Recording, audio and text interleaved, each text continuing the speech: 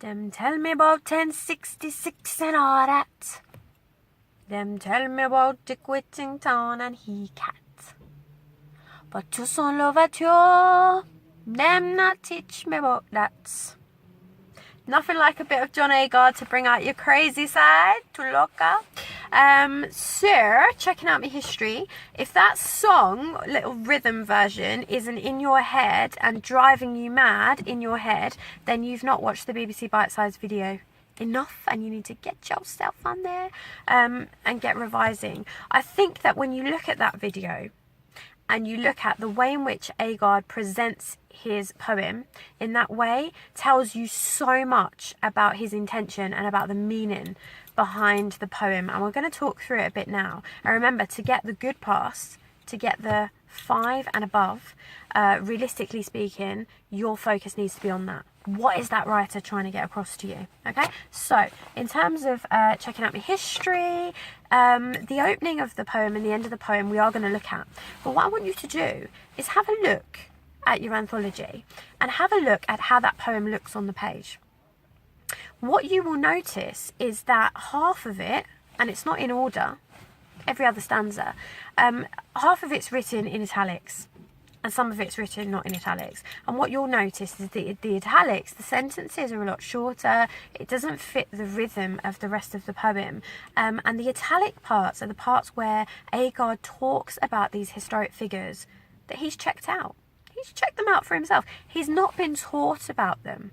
And I think you would have to agree that the poem has an almost bitter and sarcastic tone in some ways, where he talks about the fact that he's maybe not sarcastic, it's not the best word, but certainly an irate tone. This idea that, you know, as a man who's been brought up on the island of Guyana, he's not actually been taught about his own history. He's been taught about these ideas of Britishness, you know, Dick Whittington and he cats. What's that all about? The dish ran away with the spoon. The cow jumped over the moon. Some of these references are so absurd and so silly that they bring to light perhaps the absurdity of a person, a young boy in Guyana going to school, learning about Nelson and Waterloo, but not learning about these hugely inspirational figures that are local, that are from neighbouring islands, or in the case of Shaka the Great, Zulu from Africa. And there are intrinsic links between African and Caribbean history, which I won't digress onto that, but obviously this idea that African traditions and culture has directly influenced the establishment of culture within the Caribbean. Okay, so with that in mind, in terms of the opening, you've got this idea of them tell me, them tell me, them tell me what them want to tell me. Bandage up me eye with me own history. Blind me to me identity. So the reference to bandaging his eye, the reference to blinding him, metaphorically there, it puts Agard, and therefore I think young people who would have gone through the same education system as he did, puts them in a kind of victim position. This idea of having things done to them or having things removed from them. This idea that they're bandaged up. They've been blinded to their identity. But by the time we get to the end of the poem, this is what's interesting in terms of power. Agard has taken that power back. It goes from blind me, bandage me, them tell me, to actually, I'm carving out me identity. He's taken on his power and actively taking control and checking out his history and celebrating it. So in that regard, whilst we have a bit of an irate tone coming through, we certainly have a celebratory tone. And the poem takes on a celebration of these figures who Agard has actively checked out. So we'll start off by looking at some of the language and the images that we get when Agard is talking about these figures. So in contrast to the sing-song rhythm and structure of these events in British history, which is kind of drummed into children like a nursery rhyme, the rhythm and the rhyme of it reflects that it's no personality, it's just drummed in.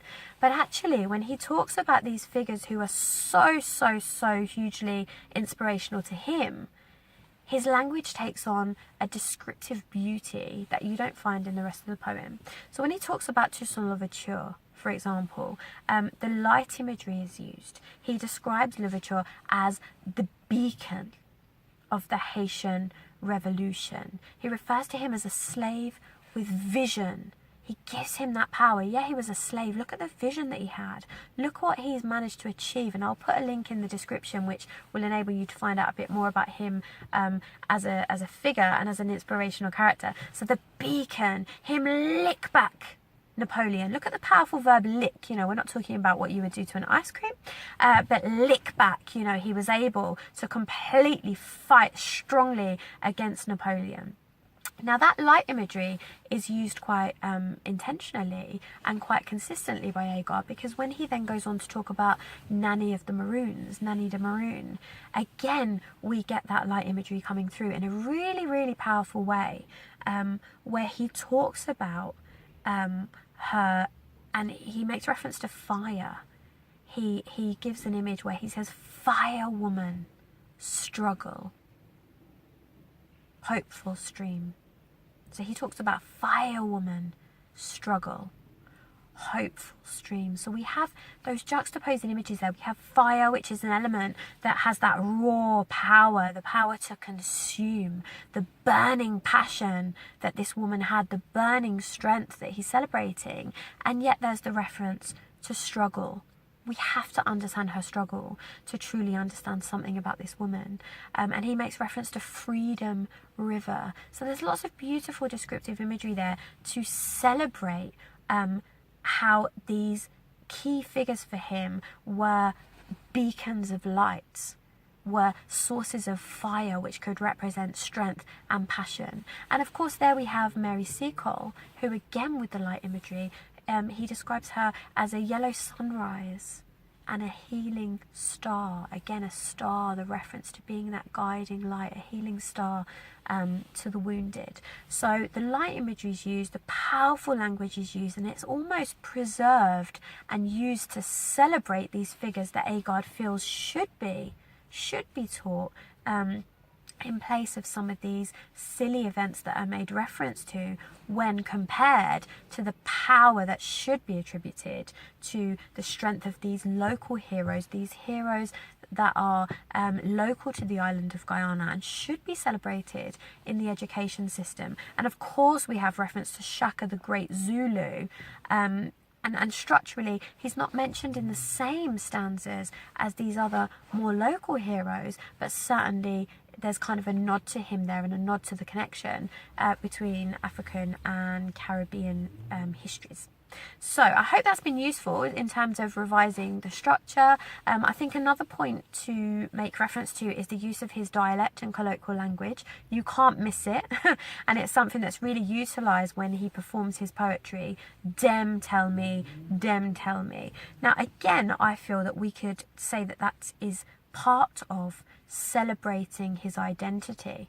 So if we're looking at an exam question that looks at the power of one's identity, the very fact that this is written in dialect from Guyana, from the region where Agard was born and grew up as a young boy, that in itself celebrates his pride, not only in his historic figures who he's checked out for himself, but his pride in his culture, and his pride in his identity. And I personally feel that the perfect poem as a point of comparison to this one is actually the Imagery.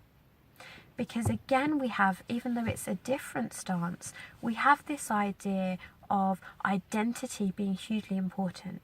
This idea of this person having such fondness, and again we have light imagery. Now, whilst in Agard's poem the light imagery is used to celebrate these heroes, in the Imagery the light imagery is used to celebrate the beauty of home. This idea that it reminds her of sunlight, that home tastes of sunlight. And the reference to sunlight, interestingly, is utilised in the Imagery, and every single stanza makes reference to sunlight. So in both poems there you have this light imagery that's used to celebrate aspects of home, whether it's key powerful figures that are from the history of the home region, or whether it's actually home itself. Now, in the Imagery also, there's this reference to the persona, the main character in the poem, carrying the language of home, that child's vocabulary, as she puts it, and she carries it like a hollow doll. So really beautiful simile there. A doll is something that we associate with innocence and with childhood and with comfort. So we get this image of this child holding on to this doll. And inside the doll, it's filled with the language of home. And we get this idea that that language of home may have been banned by the state. I'll do a separate video on the Imagery, but it's such a perfect point of comparison here, because where we get this image of this doll spilling, look at that as an image, spilling a child's vocabulary, and the way that that vocabulary is described, the narrator says that I shall have every coloured molecule of it. This idea that the language of home is colourful and it's beautiful, and it's something that she wants to keep to herself and consume, that she'll have it all. Whereas in Agard's poem, he shows his celebration of his home dialect by actually writing in it. Whereas perhaps in the Imagery, the freedom to do that isn't there. So there's a few pointers there in terms of good comparisons to make. I shall go through the Imagery in more detail in a separate video, but do get yourself on Bite Size. Do get yourself watching a snippet from Akala's address with the Oxford Union. I'll put them all in the description. And yeah, again, happy revising. Watch this space.